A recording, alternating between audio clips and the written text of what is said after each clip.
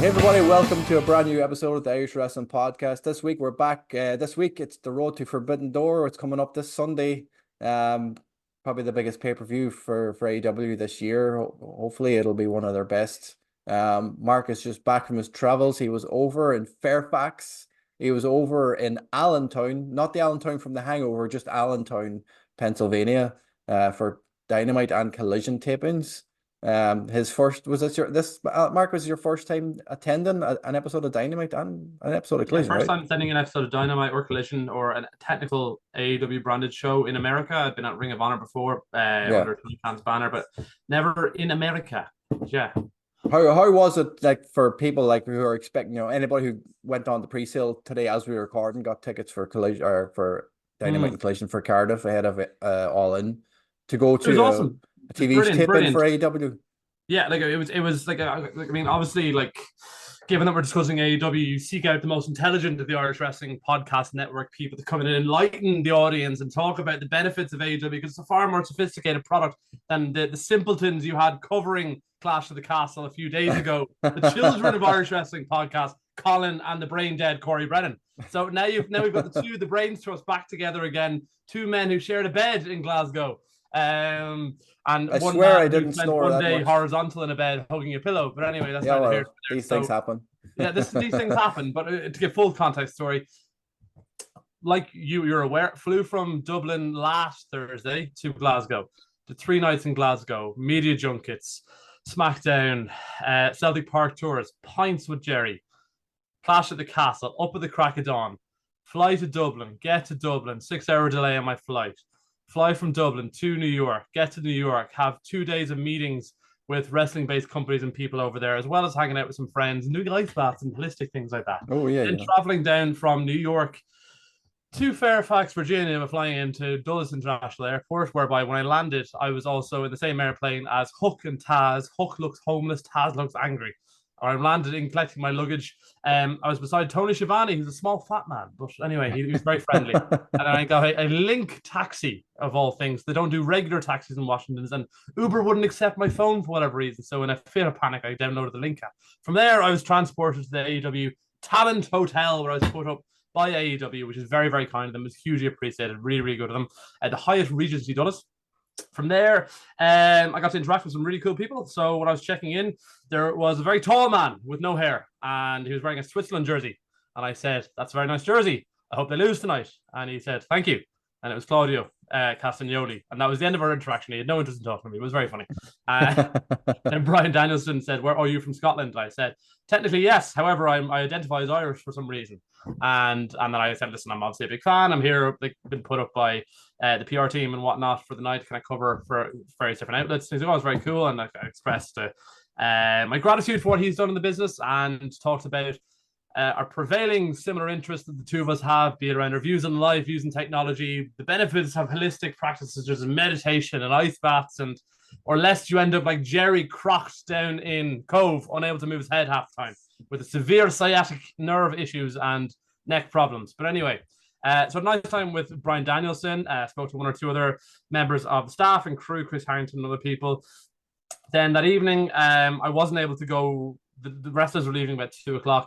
I didn't have to get to the show until about 5, and I was meeting some people there that I've been put in touch with from Dax, Hardwood, and Cash Wheeler. Put me in touch with a few friends of theirs who were living in the area. So I met up with them. Got Lee Petrie, who's a really, really good guy. He's coming over to Dublin before and after All In Wembley. His wife's from Wexford, so a really cool guy. And chatting to a few of his friends who are running a promotion down there and the successful run they're having down there. Yeah, it was really, really good. It was really well looked after by AEW. Really good seats. The arena was, I'd say, about 8/10 of the way full. Like, it was an arena for, I'd say, it could fit about 7,000 or 8,000. There was at least 6,000 there. Minimum at the different points of the show. There was more or less. It was based in George Mason University in Fairfax, Virginia. You forget that, like, outside of these big metropolises like Chicago or New York, where you've got public transport aplenty, pretty much everything outside of that in America, you're reliant on getting yourself to and from these places by driving to it.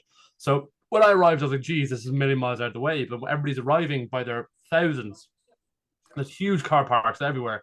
And they were kind of like, oh, this is what we do in America. We don't have buses. We don't have trains and planes.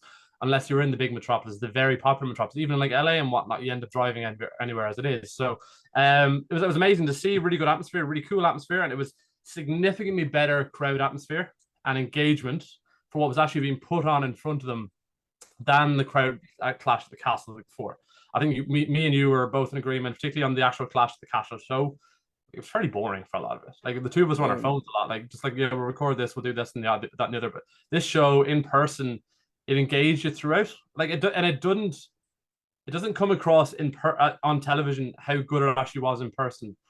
But when I watch AEW Dynamite, I don't like the LED boards. I don't like the new set they have. But in person, it's really cool and really impressive. It looks really good. The quality of the screen, the size of it, the whole setup looks amazing. It looks first in class. When I watch the shiny lights, sorry, but the shiny lights. Yeah, but no, it's not even. It's really grand, but it's not like ostentatious. It doesn't feel like a television set. Whereas I watched it on TV, it almost looks like it's a television set that the wrestling, kind of like WWE, still is. But I don't like.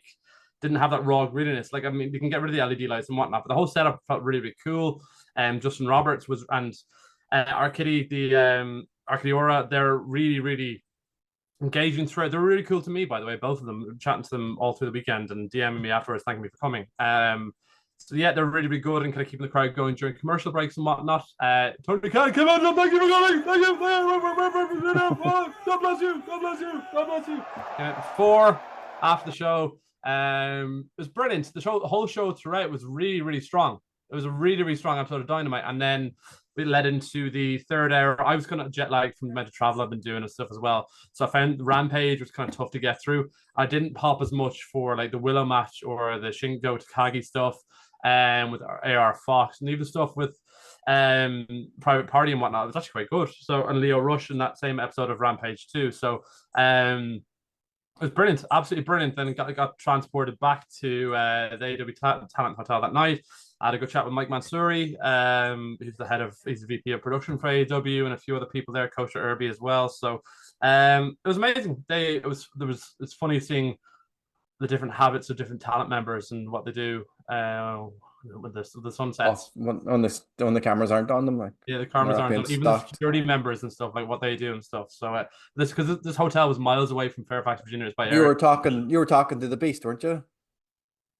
Which Beast? Oh, the security guard with the Beast. They're all you'd recognize them all. They're all fucking massive. But anyway, it's funny because the hotel was a good bit away. It's like a half an hour drive from where it was. Oh, really? That far away? Yeah, because it's again, that's like 20 minutes in the car, 20 minutes, and they were getting buses to and from, all transported to and from the team. I think it was like a team. It was like watching like a team leave for a match. Is the best way to describe it. They had a couple of massive buses, and they'd be collected, brought from the hotel to there, whatever point. Which is good. It's good. It's good to see that kind of level of organization. They got free flights, they got free hotel, they got free transports to and from the arena. They're completely looked after, catered for in terms of food and all that stuff. So the wrestlers couldn't ask for more with AEW, just in terms of how well they're looked after, and insurance things like that as well. Which obviously isn't the case with WWE because none of those things are provided. You've all got to source all that individually yourself unless you're abroad. But anyway, it's funny just in the evening because they were so far away. There was no fans in the hotel, bar this one big Mark. So there's no fans in the hotel. By name, Mark by nature. Yeah, so exactly. It was a perfect name for a wrestling fan. But anyway, that evening I actually had a bit of work to do when I got back. Not wrestling related. I'm doing an MBA at the minute, so I got back to the hotel and the Wi-Fi in the room was pretty shit. So I was down. The hotel bar closed at midnight, but they had brought a load of drink back from wherever they were. So they were kind of beside me, and I was sitting. I was there before they'd got back. I was doing some work, and they all came down and were having a few drinks. And a few cool people like Carl Fletcher and whatever came over and just kind of brought me along because I've been chatting to them beforehand. They knew me from seminars back in the day.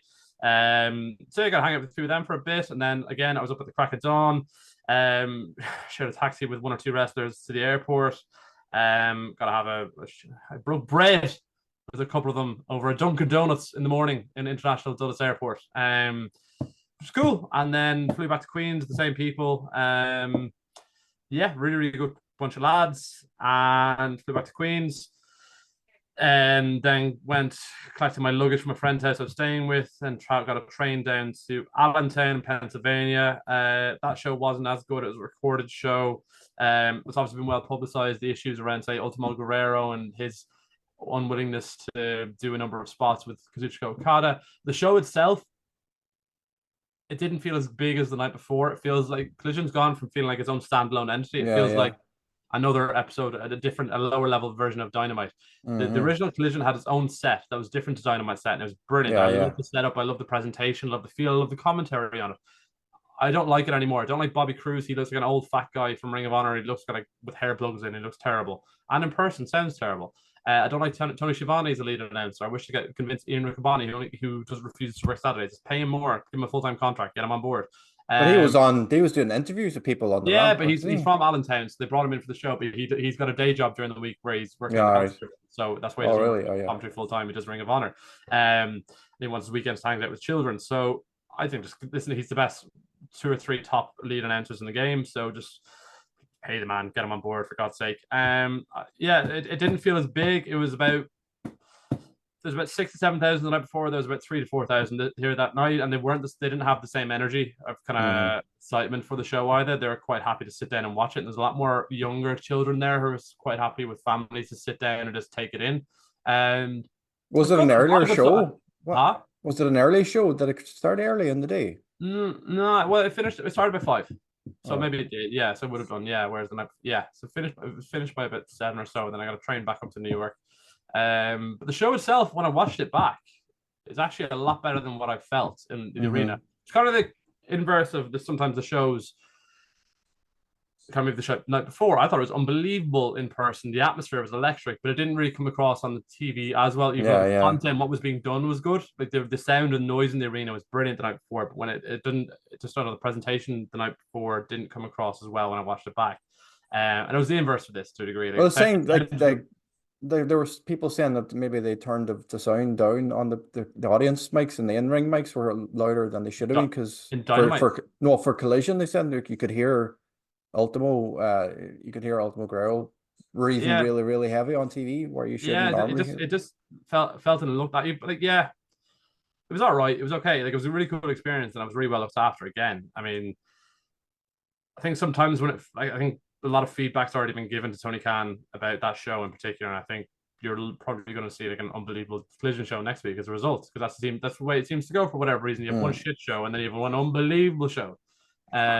So I don't know. I think they just need I'd say it is different when they're pre-taping something that they're. Yeah, exactly. But I also find with the shows that they're pre-taped, there seems to be less onus or effort put in to a degree, and like that's not by the wrestlers, but in terms of the creativity and the storyline, the production. And maybe it's because it was a Thursday rather than a Saturday, and you've got people who may have traveled from the Northeast in America down to one of the shows, may have traveled to Dynamite the night before, and those same people who didn't travel to Collision. So maybe that's part of it. Yeah. So maybe different audience, different people kind of coming for a Thursday night rather than a Saturday night. But it was really good, really, really good. So, but then I traveled back to New York that evening, straight to JFK Terminal 7, had an overnight flight, right back crack of dawn in Dublin Airport, and then straight to a wedding down in Wicklow, and spent 2 days down there, and straight back to college today. So I haven't slept in about a week and a half. There you are. Yeah. So it was all worth it, though. It's all worth it. There's another big week of look where it got you. It's all, exactly. This is it. Half the WWE Raw roster have been killed in my absence. They've been shot in somebody's been shot in the temple. He's back to life, though. Joe Gacy and no, I haven't seen him. So Joe Gacy and Dexter Loomis were on the rampage, and they had a smoke machine to hand as well. They had a smoke machine under their feet, while also having a blue light follow behind Uncle Howdy, very fortuitously following him as he walked up the corridor. I don't know where they got a smoke machine from. So he didn't like it. Murder people. Like it? Did you not like it? Fucking ridiculous. Fucking nonsense. Where do they go next? What do they do next? Kill people? Are they going to have a match? How are these people who are committing murders then going to be licensed wrestlers? What happens when they get turned out after one match to be just like wrestlers who happen to wear masks? How long does their aura progress? Does it last 2 matches? Does it last a pay-per-view cycle? Does it last 2 or 3 pay-per-view? And then at what point do you keep squashing the whole roster? It's the same as The Fiend. It's the same as the previous Bray Wyatt problems. It's not wrestling. It's fucking nonsense. Yeah, well, it's like it's not. I don't think from what I heard, it's going to be supernatural at all. It's what is it then? If it's not, they're just going to be psychopaths. Sorry, not gobshite Corey Brennan, right? he was coming out with absolute nonsense online. It's not supernatural. It's fucking just people killing people. It is killing people by supernatural weirdos who fucking like leave smoke all over the floor and they wear creepy masks and they've got blood splattered on the wall after murdering people. That is not just beating people up. That is committing crimes in a spooky manner. And they have if it's enemy suggests it's not spooky, they're fucking idiots and fed apologists. It was nonsense.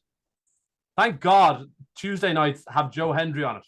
That's all that matters. Yes. Well, long term, I don't know, like, but definitely. I think, well, listen, 99.9% of NXT is garbage. But once Joe Hendry comes on the screen, that gives you something to watch at least. Thank God, because they've ruined Sean Spears, they've ruined Ethan Page, whatever, Brian Pillman Jr., these other people, Lexus, Porsche, King. Whatever his name is, Lexus, Toyota, Grand Hybrid. There you are. King, right? Okay. Why is he called that? God knows, shit. It's play on two different names. One's his sister's. Anyway, NXT is fucking bollocks. Thank God they've got this TNA. Anyway, stop being AEW, Mark. We're not here to talk about WWE. We're here to talk about AEW Forbidden Door. Now that you've calmed down and you're still, awake since probably Thursday week since we landed in Glasgow. I'm putting great entertainment for our viewers. I am marked improvement from that inbred Egypt from Athai. Another inbred Egypt from Tala. Talatonga, yes. Or Longatonga, as he's been called. Longatoa or whatever he's been called. They say, well, they're Talatonga and Longaloa. He's really, really tall. I wonder what it's going to be. I don't know. Is there anybody really, really tall in the family? And you're going to have a load of people who've never seen New Japan before in their life, or never seen MLW in their life, or any other promotion outside WWE. Oh my God, Hikuleu's coming. Hikuleu. The same people who are like popping over Jacob Fatu. Jacob Fatu is unbelievable, but these people are pretending they've known him for years when they've never watched anything in their life. These false fools who pretend give interviews with people in person and pretend they're knowledgeable. They're clowns, all of them. I'm back. Anyway, Forbidden Door this Sunday. Obviously we're going to have Dynamite and Collision beforehand, but we have 10 matches so far advertised. I'm pretty sure there's going to be about like 13 or 14, including the buy-in. It's going to be a really, really long show on a Sunday night. Are you going to stay up to watch it? No. I'm not. No, I'm going to bed. Did you get your tickets for Collision and Dynamite in I didn't. Cardiff? No, and I'll tell you, fucking Ticketmaster are a shower of wanks. I was on, I had all the pre-links, everything on time, speaking with people in AEW who noted there was nothing wrong with their end. The links were the Ticketmaster people who were DMing me the same links AEW are sending me. When you get to the top of the queue, it would just wait for you to input the code for hours. So I had to leave at 10:30. So I've been sitting there for half an hour waiting to buy tickets, then I couldn't. But anyway, it's all in hand. We'll get there. Yeah. Did you get tickets, Jerry?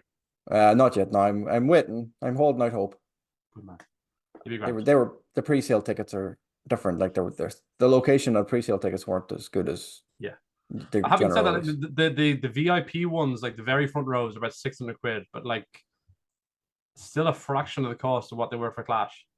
Oh yeah, Jesus Christ! I mean, the ones I was looking at, you're getting a VIP backstage ramp walk and all that stuff. Like, and it's the first arena show in the UK. Like £600 for a front row ticket. Like, it's probably not the worst in the world. That's nothing. Well, like the ones I was looking at today, it's the entrance ramp, and it's literally the second seat from the front. So whoever's sitting in the front, which is normally family or somebody, you're right behind them at the entrance ramp. Is for £600. Like, that's nothing. We're not going to cost about $3,000 for WWE.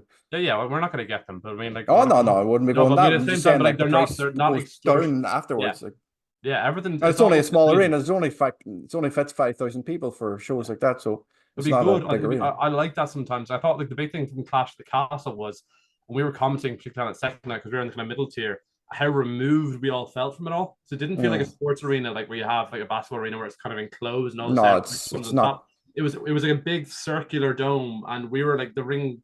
Unless you were in the first tier of seats on the floor, like everything else felt a good bit removed because we were on kind of the ground level tier the night before, and even then we still felt quite removed from the action and the kind of the chants and stuff. It's like the O2, like just a little smaller. It's not designed for sports at all. It's designed for shows on a stage, and you're just facing like that was another thing from Fairfax during the week. The immediate it was almost like Dortmund Stadium. Tottenham Stadium, where they got really like steep tiers, and it feels like the noise from all around is on top Yeah, of it. yeah. So I really add to the atmosphere. So like hopefully the Cardiff Arena is the same. If it's 5,000, but it's designed in a way where it's more compact and Yeah, well, yeah, it's designed for sports because I was looking through their website there, and there's a lot of sport. Like even WWE are going to be there in their tour in October, brilliant. November time, so it's Brilliant. I definitely mean, designed for more stuff like that. noise is better than like worrying about optics of having 2 or 3 Yeah, tiers. You get a low roof, focus on the action, get bloody loud people in there. That comes across better. yeah, 100%. Yeah. So anyway, Forbidden Door, 10 matches so far. I'm sure we'll get a few more after Dynamite and Collision have taped. I'll go from on the list I have. I'll go from the bottom up to the main event. So the Learning Tree, Chris Jericho, Big Bill, Brian Keith against Samoa Joe, Hook, and Shibata. How did this play out on TV as you were watching it, in a live audience whenever they finally made this match It was official? quite good. It was quite good in person. But it was quite good, like as an escalation of a rivalry, but like wasn't sure why it was on Forbidden Door. Still not.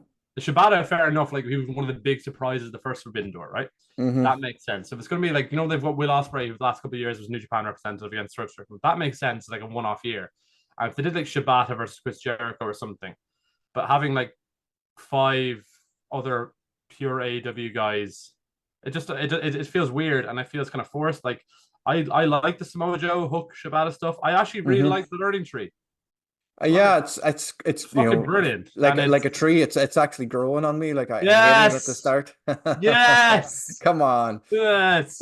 Yeah, I really hated it at the time at the start, the big redwood. He's all man. He's all man. I'm here for Brian Keith. I just like how angry he is for no reason. Yeah, I love Chris Jericho. Even like his promo midweek in Fairfax, like things not working for him, man. I was all the smart marks can go suck a dick. You'll have to edit that. Fuck them.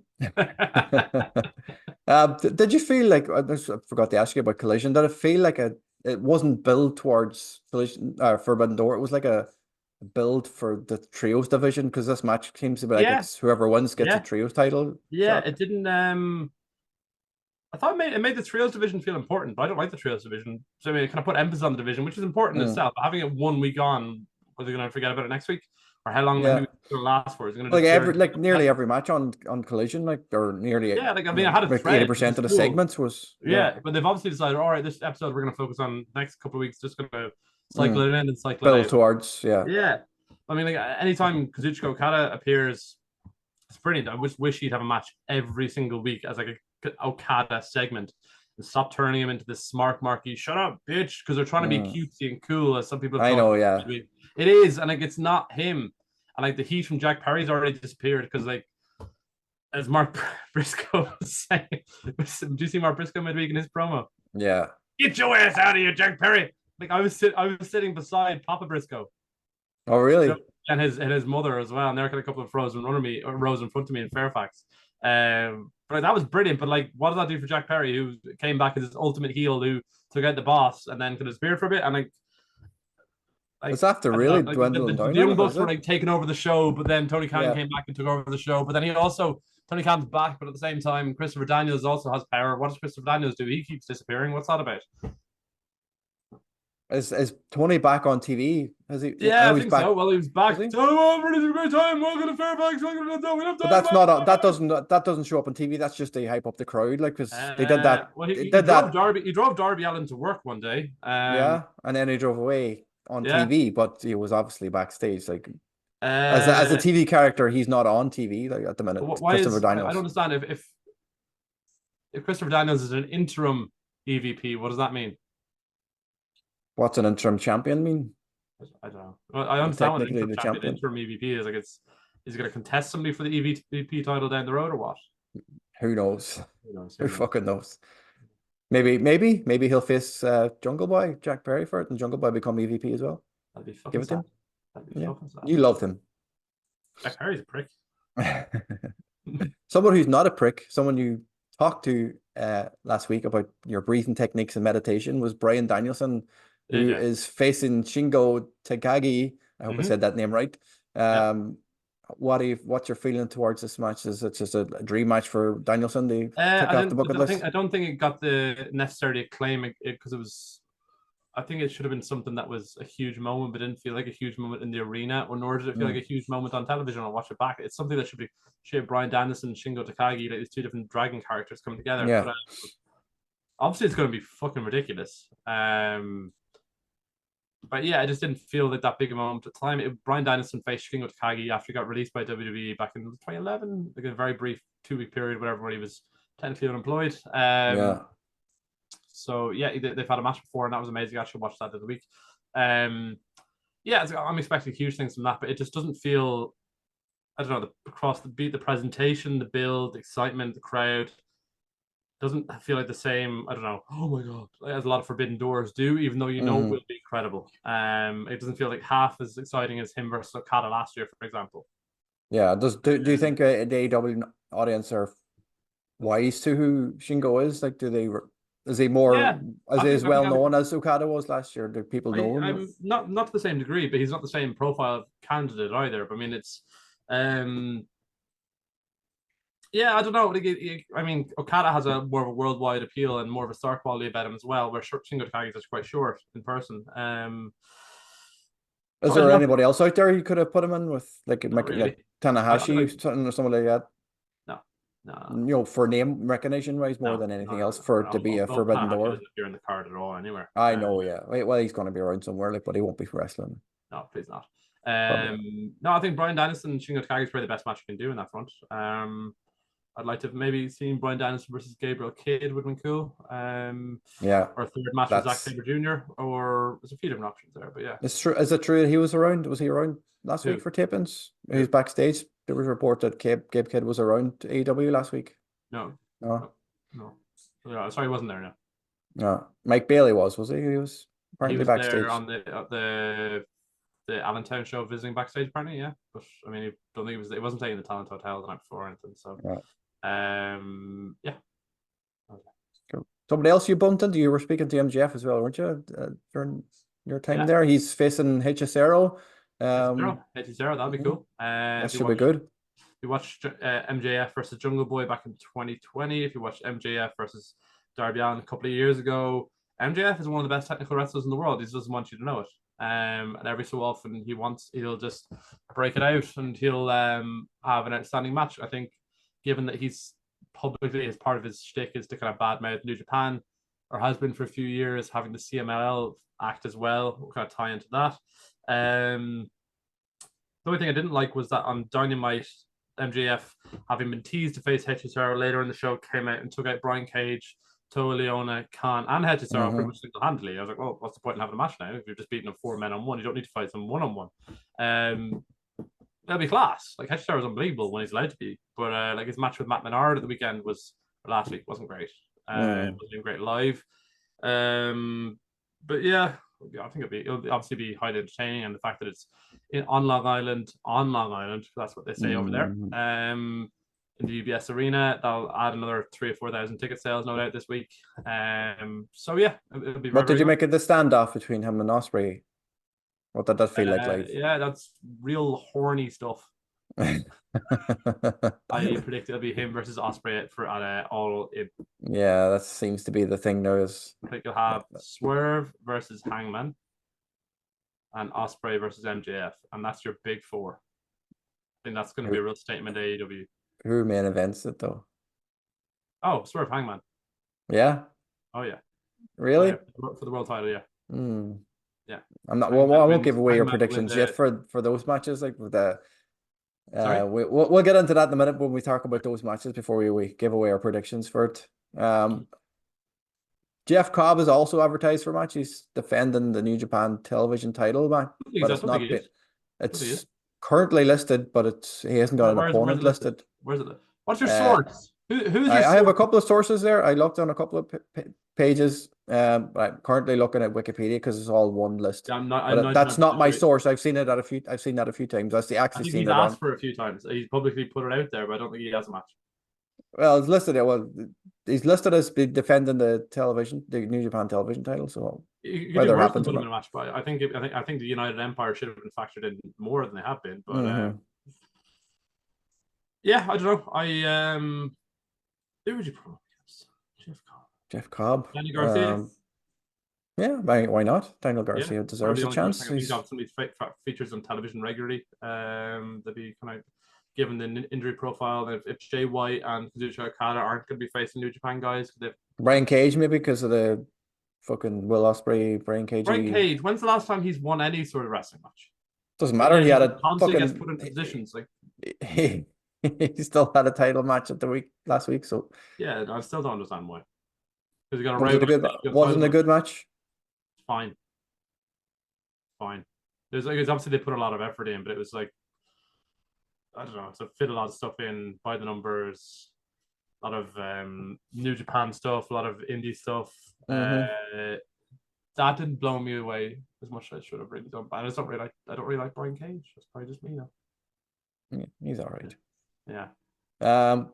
John Moxley is facing Night. I always mess up his name. Atsuya. Yes. Naito. I'll just call him Naito. New Japan Naito. World Title. The rematch. Naito. You think he's winning it again? Running it back? Yeah. So Moxley was brought in as like a high level start, essentially build up and put over younger talents, which he did by and large. And this time next year, you'll probably see him versus Shooter or something at Forbidden Door, which would be brilliant. And you'll see the likes of Ren Narita, Yuta Tsuji, Gabe Kidd, all these guys will have their own matches on Forbidden Door. They're just not there yet. So John Moxley is being cycled out of AEW as perfect foil for these younger talents and saves Tetsuya Naito having to work too hard for a number of months, give him a bit of a break as well because he's fucked. Was he? So why would they give him the strap again? Why would you put him back on it? It's all building for G1 and stuff in the background. This you need your world champion in the G1. Who's winning that?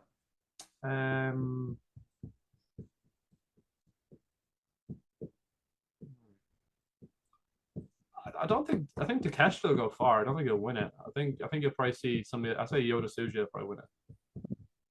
I'd love to see Takeshita win it. But he's not going. He's a DDT wrestler. He's not a New Japan wrestler. Still people need to put respect on that lion mark logo, and I think it'll be Yota Tsuji, Yuya Uemura, Ren Narita, Shota Umino, Gabe Kidd, Aaron Hanare will go far. I quite like him. There's a lot of people there who do quite well. Yeah, they're all of the same kind of ilk, just waiting to go next level. Yeah. Should be good. We'll see what happens. Zack Sabre Jr. and Orange Cassidy. Yes. Yes. This is a match of the night show stealer, right? Do you want to know a secret? Go on. They're actually pals. Oh yeah, I know. They are having a drink together of all things. Don't spoil it. Kayfabe, Mark. Come on. Yeah. Did Cassidy pay for anything, or did he keep his hands in his pocket? I've no idea who provided what. But anyway, just hands in his pockets. Come on. Zack Sabre Jr. will keep doing his bollocks thing where he was calling Bryan Danielson Dragon Bollocks. He's calling this guy Orange Bit Bollocks. Sweetheart, darling, that kind of stuff. It'll be absolutely excellent. It'll be really, really thoroughly enjoyable. It's a perfect match for Orange Cassidy as well, who's now being a bit more appreciated. I think even though he was kind of pushed reasonably well last year, but I think now he's kind of given a bit more of his kudos this time of year. He's away. He's gone from. Well, I'm presuming he's gone from the Trent Beretta stuff now. No. He's moved on. No. Sure, that'll be ongoing. Probably you think that's going to lead on to Blood and Guts? I don't think that'll be Blood and Guts. No, you think the Don Callis family against Cassidy and whoever he teams up with? No, they won't be in Blood and Guts. No. No. Don Callis family won't be in Blood and Guts. It'll be the Elite versus Team AEW. Another team, though. Not the same team, right? And the last team, where did they go? They're all injured. I think Zack Sabre Jr. will probably win that. I think by the time he wins, he's lost 2 years now, I think. Yeah, he needs a win. Yeah, they should have more. He should be on AEW a lot more. Yeah. If they can get him. I don't think he wants to live in America though, and he's dead right. He doesn't need to, but Ospreay's not living in America. Nobody should want to live there. It's a terrible place, full of foolish people, very impressionable, angry people, or very malleable people. They just are very reactionary. But anyway, these things happen. Two people who are not American, Tony Storm and Mina Shirakawa. Probably why it's very good. Tony Storm will win that, obviously. So what was this like in person, watching that contract? Was it a contract signing, or was it just very good? Yeah, it's very, very good. It's all very good. Even their match on Saturday, the collision then with the tag team match was very, very good. Yeah, I'm a big fan of this whole act now. Just I think everything's been really, really well done, and it's different. It's building because I don't think. Get me in trouble now. I don't think, generally speaking, broadly across the board, across industry wide, the strength of women's wrestling is as strong as male wrestling currently. I don't think that's going to get me in trouble. But anyway, no. I think because AEW is so heavily reliant on the unbelievable technical ability and athleticism and strength of a lot of their male performers, when you compare that with a lot of their women's division, who aren't Tony Storm, who aren't Jamie Hayter, who aren't one or two others, you need to rely on other ways to kind of build up rivalries and people to care about what they're doing. So having this character-driven narrative, and it can be quite hard to get right. And it has been hard to get right. It's hard to get people to tune in and cling on, because when they've done character-driven narratives for different parts of the business, it hasn't been as good because that's not the product they're trying to drive, and it's not the product the fans want to watch either. But this is done very, very well, and it's done with a wink and a nudge, and it's far smarter than anything you'd find up the road. So it's done very, very well. It's really well presented. Tony Storm will win, of course, and Mina's not staying around. Mariah May will do some sort of antics whereby it'll then play into All About Helen, or I think that's the name of the movie, All About Eve. All About Eve. All About Eve. She'll play into that narrative now, whereby she starts to turn against Tony Storm, if you know the story, whereby she threatened to throw the towel in last pay-per-view match. This one, she do something else, whereby there'll be a bit of like a tease of tension, maybe the same thing, where she actually does throw the towel in or something. And she might try to use the title and doesn't use the title belt. They had Mina or something. Like the All About Eve storyline is that whereby the younger actress usurps the older actress, the older starlet. So I think that'll end up with the Owen Hart Foundation tournament on the horizon, where Mariah May's in. That'll end up building towards Mariah May versus Tony Storm at All In. Yeah, well, like, even during the match with on Collision, it wasn't Collision, was it? Tony was tag. It was a tag team match in Collision, right? They were in a tag team match, and Tony was So Tony was taking all the pressure off Mariah. She was, saving her every chance she got to make it look like Mariah needed her help, even though it seemed like she was doing her, being her friend. Like I think it was more along the lines of she can't do it without me kind of thing. Yeah. But what about the Paige, Soraya, and the rest of them involvement? Are they trying to get in on this now before All In? It's good. I think they've been fed in quite well, and all team seems quite well done. Hardy Cameron's really growing on me, and Jay, fits in like a glove. It's not as good as the Outcast, which didn't really go anywhere that well. I'm quite happy with it. I think it kind of naturally builds to a kind of interim storyline that'll continue through the summer with that post Mina Shirakawa piece, where you'll have Mariah May, Tony Storm, probably somebody else against those three, and then entwine it through the Owen Hart Foundation tournament as you build towards Forbidden Door, or the All In pay at the end of the summer as well. So it makes sense. The winner of the Owen Hart gets a title shot. Is that correct? At All In, yeah. So I think it'll end up having Soraya versus Mariah May in Calgary for the final of that. I think one of the two British women will be headlining All In, which will be, of course, Mariah May. I hope so. That'd be cool. Yes. The other women's match on the card, Mercedes Moné against Stephanie Vaquer. Is that Vaquer? Title versus title. Mercedes showed up. I know you're doing your best. If anybody's listening to us on Spotify, Mark is currently doing Mercedes's dance. He's been watching too much Will Ospreay. I don't get it. I don't really like it, but it's weird and it's hypnotic. Because you know, just focus on your meditation and breathing and do the dance at the same time. Exactly. You're pulling in all the good energy. How many people do we listen on Spotify? Do we get the good numbers? Depends on the show. It depends on what we're talking about. Sometimes you All could right. get You're not a going to get that lot. with Colin or Jerry, are you? No. Or Jerry, or do you mean Corey, yeah. Corey? Sorry. Yeah. um, Title for title, Mercedes showed up in yeah. CMML at the weekend, so So Mercedes going to win this. she's going to be the new belt collector, right? Yeah, but she's not. See, Stephanie Vaquer is not defending her CMLL titles. She's defending her New Japan Women's Strong title, which was designed Yeah, for sorry, Mercedes Monet in the first place. So that that's going to feed into then Mercedes Monet being able to travel across to New Japan, Stardom again, and defend her title domestically under the New Japan banner.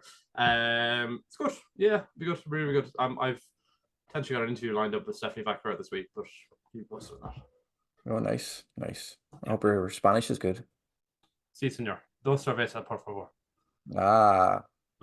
Mucho. Bueno.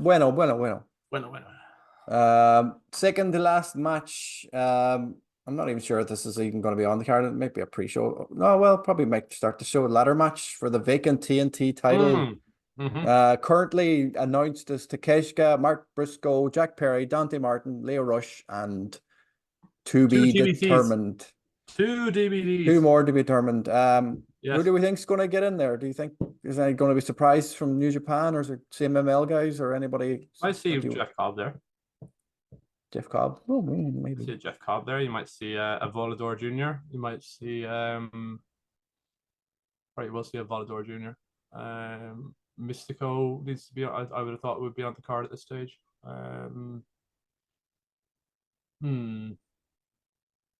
Yeah, I'd say you'll have at least one CMLL guy and one New Japan guy. So I would go Jeff Cobb and Mystico.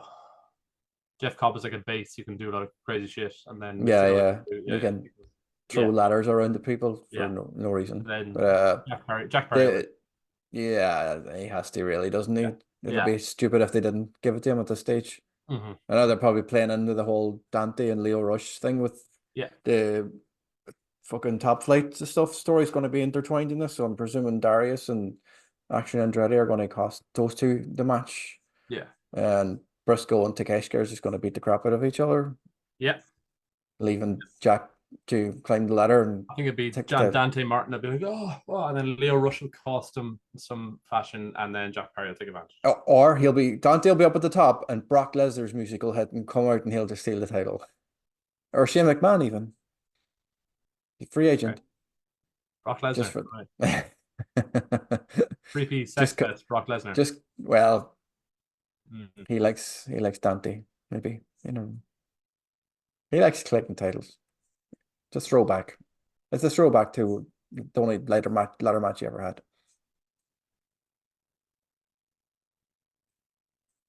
Anyway. I don't know who's going to come out. Swerve Strickland. Come on, Will Ospreay. Swerve Strickland will win this. You said this already. I know you said this in person, or we're talking about Swerve joining up with the Don Callis family. Is this something that's I don't think who said that? Was it Corey? I'm not sure. I thought you said it. No, I wouldn't say that. So brain dead as that. No. What's the Don Callis like? When Will Ospreay said he doesn't need the Don Callis family, that normally in wrestling terminology leads to ominous, isn't it? A very ominous. Well, you don't say you don't need someone. Yeah.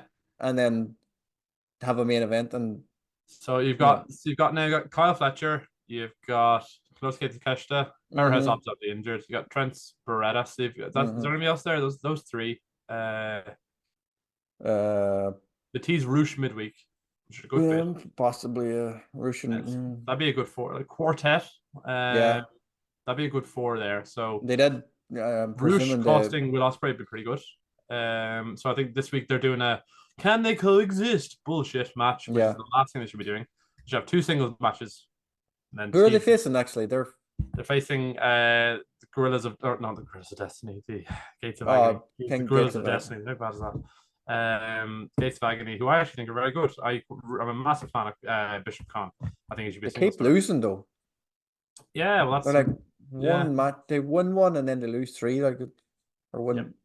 or just Now they're have no called when the contest. Brian Cage there, they're the Cage of Agony. What happens when Christian Cage is there? Who knows?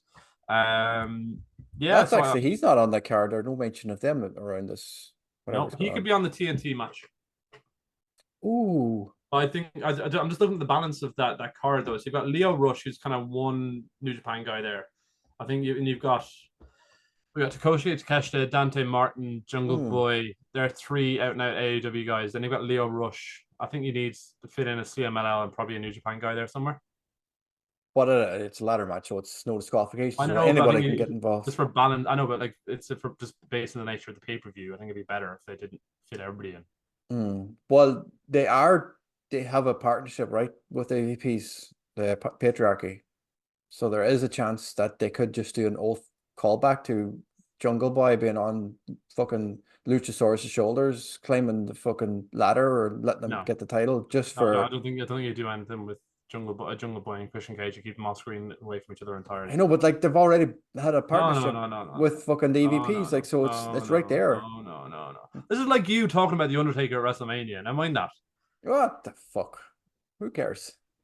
No, Has to no. happen. It has to happen. Pay per views coming down land.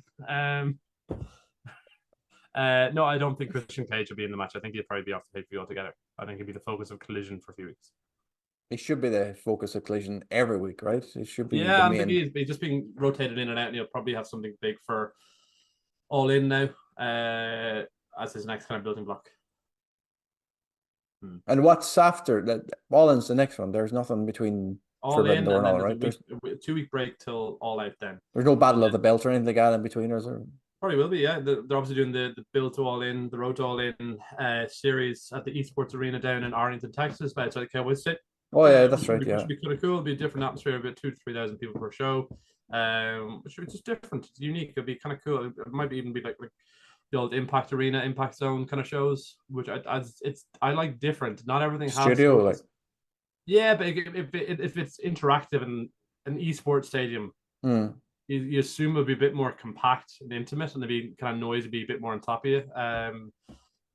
So it'd be different. I kind of want something that's different. I don't want a load of just stadium show or arena show, like 6 in a week. Do you know what I mean? You want something different. It's just something that's well produced and well done. And I think in an esports arena, that'll definitely look better than fucking like the WWE Performance Center on a Tuesday night. Like, so it's something different, something that you make Collision stand out, build a bit of atmosphere, and build a home base in Texas for a while. So you got that. Then you got the Cardiff show. Then you've got All In. So you've got to 2 months. What's on Dynamite this week? Just to double check to see if there's anything else coming up. You got the Can They Coexist? You've got a 6-woman tag match. The 2 sets of women from last week. What else do you have? What else do you have, Jerry? Well, in the interest of efficiency and timing, well, I can edit this out. Okay, that's not a problem. God love you. That's in Buffalo, or yeah. Buffalo, New York. Buffalo. There's nobody else on there. We got, oh yeah, sure. The One Heart tournament is on. So yeah, you've got Jay White versus Ray Phoenix. Jay White yeah. versus Ray Phoenix. That'd be class. I thought he was injured. I thought he was still injured. No, Jay White will win that. Thankfully, they're not actually. That's something else. Like your mention of the trios titles aren't being defended on the show. There's no mention of the House of Black. Double J, the last outlaw, Jeff Jarrett will be yes in the Owen Hart this coming weekend against a wild card pick. So we're all gonna have our heart broken this week. Who's the wild card? Hangman Page. Yeah, really? I think it'll be Hangman Page. And he's winning that, right? Hangman will win that. Then he'll get to the final in Calgary against Bryan Danielson. He'll win that. And he'll go down as a heel to face Swerve, Strickland, and All In. I think that's your best main event you can have. Yeah, for drama, I know, for passion, and backstory for the story. Yeah, and then I think it's perfect. I think if it's not Hangman Page, I think you do somebody like Thomas Billington, who's really good the other week, or you bring in a Harry Smith.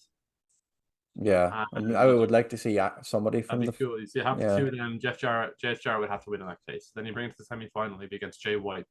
Don't really want to beat Jay White. I don't want some old guy beating Jay White again. Like fuck Billy Gunn. So you gotta and think about it like, okay, Jeff Jarrett win 2 matches, then gets the final against Bryan Danielson, but then you're assuming that Bryan Danielson is going to be against Swerve in the main event of All In. So anyway, there's a lot to consider there. So it all Would you depends. accept that as a main event for All In? Yeah, but I mean, they're also Swerve's from the northwest of America and Washington State as well. Yeah. So I would have assumed that Swerve versus Bryan Danielson might have been Bryan Danielson's last match at WrestleDream when they were in Tacoma Dome in Washington. When is that? What date is? The end of September.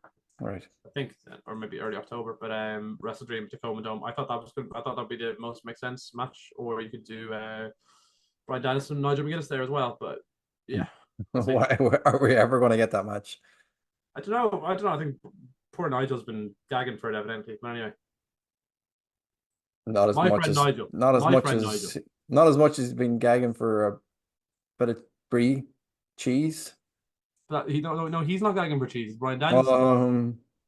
I'm lactose intolerant. Are you? No, I think it'd be obviously an amazing card. I think this whole week of television is going to be absolutely amazing. We're talking about AEW earlier and Collision last week not being great, and it's usually followed by something absolutely fantastic. And I think that Jeff Jarrett match, something that AEW have been doing unbelievably well the last few weeks that they haven't got their flowers for is the production and their video packaging and the way that telling stories, the camera.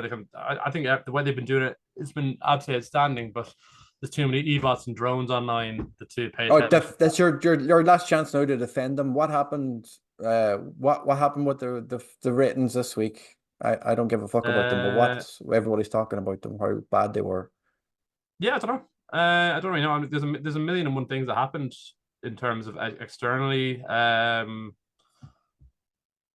Yeah, there usually is a number of different things. It just happened, but it was also an incredibly good show. Which usually means that like we followed by a higher rating but a worse show. So it's hard to know. It's but also there was a big thing that people were posting online midweek was around a discussion between an ESPN and Disney executive. When they're talking about TV rights renewals, networks do not care whatsoever about ratings, which seemed kind of counterintuitive to me. Like, how do you place a value on a show without ratings and the money the ratings draw for ad value? So it was just a funny intake that like they were talking about different metrics they looked at, which wasn't clear. But anyway, I don't know. I mean, that's it, lads. That's the show. Mark has gone on his little rant there. We'll see how he gets on with his predictions for Forbidden Door. It should be a good show. This show will be out anyway. As we're recording, it's going to be out before Dynamite anyway. So, if you're watching Dynamite tonight, let us know how you think it's going to go. Let us know your predictions for Forbidden Door. Who you think's going to show up, who you think's going to win, who's going on to main event All In. If you're going to All In, let us know if you're going. We will be there. We'll be doing stuff over there. Hopefully we'll both be at the Collision. It's Dynamite. It's a double taping, right? That Cardiff show, so it's going to be a long fucking show as well, right? Yeah. Because I'm presuming they're going to be Rampage as well. Rampage. Maybe a couple of episodes of fucking Ring of Honor, maybe beforehand or something. I don't know. Pints. What's occurring? Cardiff is unbelievable night out. So much better than London. Anyway. Yeah. Anyway, lads, we'll see you probably next week after Forbidden Door if we get a chance to stay up and watch it, fall asleep for 3 days after watching it, and eventually get a chance to record something. So see you later, lads. Thanks for tuning in.